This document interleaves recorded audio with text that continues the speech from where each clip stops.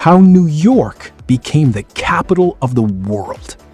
Imagine a city where more than 8 million people live together. A city where over 800 languages are spoken every day, making it the most linguistically diverse city on Earth. A place where the world's biggest stock exchange controls trillions of dollars.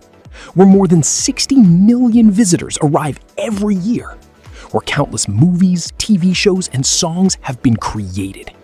This is New York City.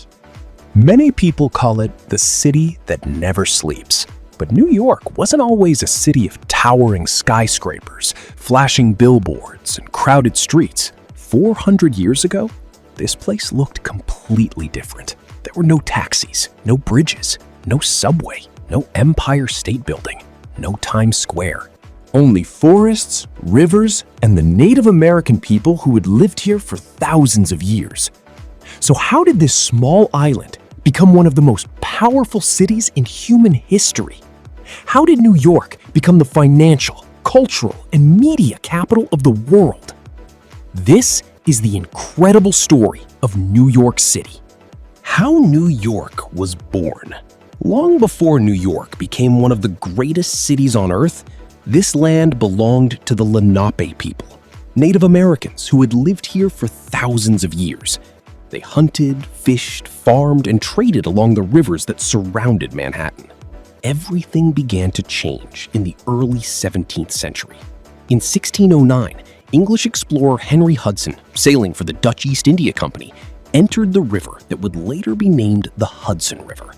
He was searching for a shorter trade route to Asia, but instead, he discovered a region rich in forests, rivers, and valuable fur resources. The Dutch quickly realized the area's enormous economic potential.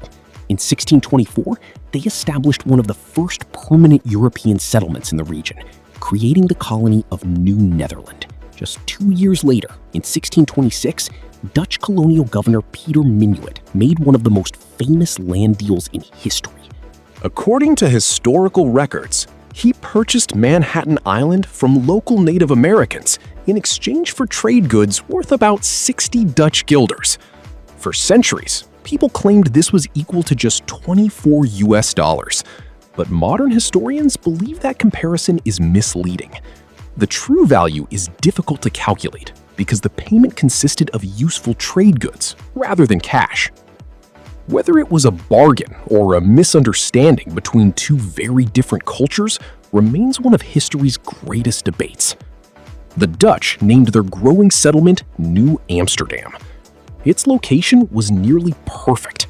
Surrounded by deep natural harbors and connected to major rivers, New Amsterdam quickly became an important trading center for furs, timber, and goods arriving from Europe.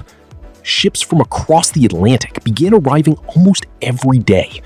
Merchants, craftsmen, sailors, and immigrants from many different countries settled here.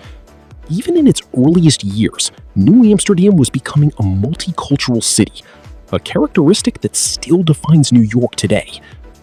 But the Dutch would not control the city for long. Across the Atlantic, another European power was watching closely. The British wanted this valuable port for themselves, and in 1664, everything changed forever.